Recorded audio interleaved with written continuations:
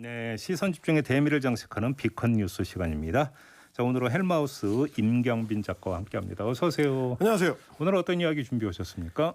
한강에서 숨진 채 발견된 손정민 씨 사건, 네. 지금 언론 보도도 굉장히 많이 나오고 많은 분들의 관심을 받고 있는데요. 네. 그러다 보니까 유튜브에 조금 이상한 내용의 영상들이 많이 올라오고 있습니다. 그래요? 네, 그래서 이제 특히 그 썸네일이나 제목을 보면 굉장히 좀 자극적인데요. 살해된 것으로 드러났다라거나 뭐 용의자를 찾았다 이런 식의 굉장히 충격적인 내용을 담고 있습니다. 예. 이게 이제 실제로 사실이라면 굉장히 좀 파급력이 클 수 있는 내용이기 때문에 영상 조회수들도 뭐 수만 회에서 수십만 회까지 굉장히 관심을 받고 있는 상황인데 막상 영상 내용을 실제로 틀어서 보면 이게 무슨 말인지 잘 모르겠는 얘기들을 좀 하고 있습니다. 예. 같이 좀 들어보실 텐데 제목부터 벌써 심상치가 않습니다. 굉장히 긴 제목입니다. 부검 결과는 손정민이 살해된 것으로 나타났다. 한강에서 실종된 대학생 손정민 CCTV 영상이 공개됐다. 실제로는 형사 사건입니다. 경찰이 용의자를 체포했습니다. 진실은 무엇인가? 라는 제목의 잠깐 이게 제목이에요? 영상입니다. 예, 이게 제목입니다. 직접 한번 들어보시죠. 한강에서 실종된 대학생 정민손 CCTV 영상이 공개됐다. 실제로는 형사 사건입니다. 그 이유는 무엇입니까? 실종 6일 만에 한강에서 싸늘한 시신으로 발견된 중앙대 의대생 손정민 씨는 이거 저기 사람이 읽는 게 아니라 컴퓨터 저걸로 지금 하는 거 아니에요? 맞습니다. 지금 화면 구성을 보면 마치 뭐 이제 그 조악한 자료 화면을 옆에서 띄워놓고 이 뭐 작은 방송국에서 방송을 하는 것처럼 꾸며놓긴 했는데 네. 이 말을 하는 남성하고 실제 그 화면 안에서의 목소리하고 전혀 일치를 하지 않고요. 어법에 맞지 않는 말을 이 컴퓨터가 AI가 읽는 것 같은 그러니까요. 네, 그런 좀 이상한 어색한 장면을 보여주는데 또 다른 영상을 하나 더 보시면 조금 더 확실하게 느끼실 수가 있을 겁니다. 이 네. 경우에도 지금 제목이 굉장히 이상하고 심지어 자막까지 들어가 있는 영상인데 제목이 이런 내용입니다. 손정민의 죽음은 그의 아버지에 의해 밝혀졌습니다. 신발에 피가 묻었나 보다. 가해자는 친척입니까? 이거 굉장히 이상하죠. 예. 네, 직접 한번 들어보시겠습니다. 손정민 씨 아버지 사망 원인 밝혀달라. 호소 실족할 수 없는 위치다. 신발 보여달라고 하니 0.5초 만에 버렸다. 대답 들어. 집에서 혼자 죽어도 같이 없던 가족들도 소환해서 조사하는데 같이 있던 친구를 조사 안 했다는 건 경찰이 실수했다. 신발에 혹시 흙 말고도 다른 단서가 될 만한 뭔가가 묻어 있었나?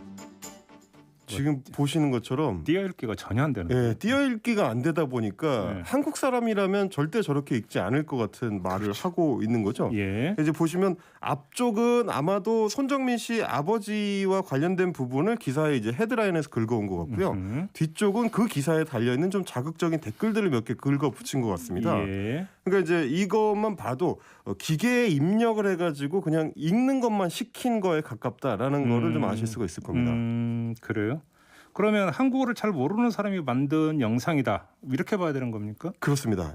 굳이 그 비밀을 좀 따져보자면 예. 영상의 제목 아래에 붙어 있는 예. 해시태그 중에서 이제 지역을 가리키는 해시태그가 있는데 예. 저게 지금 한쿠억이라고 읽는 거더라고요. 한쿠억? 한쿠억인데 네. 이제 한국이라는 단어를 이제 베트남어로 쓴 게 저겁니다. 그래요? 네, 그러니까 이제 자기들이 영상을 올리면서 지역은 한국이라고 적긴 했는데 실제로 영상을 올린 위치가 이 GPS로 봤을 때는 베트남 지역이니까 베트남어로 표기가 된다는 거를 자기들은 잘 모르는지 어떤지 저렇게 적어놨습니다. 그래요? 네, 그래서 저 지역 해시태그 한쿠억을 실제로 눌러보면 베트남 사람들이 한국에 대해서 이야기하는 내용이나 혹은 뭐 한국을 여행했던 얘기를 영상으로 만든 것들이 검색이 되기도 합니다. 그러면 베트남 사람이 저 영상 올렸다는 얘기가 되는 겁니까? 그렇습니다.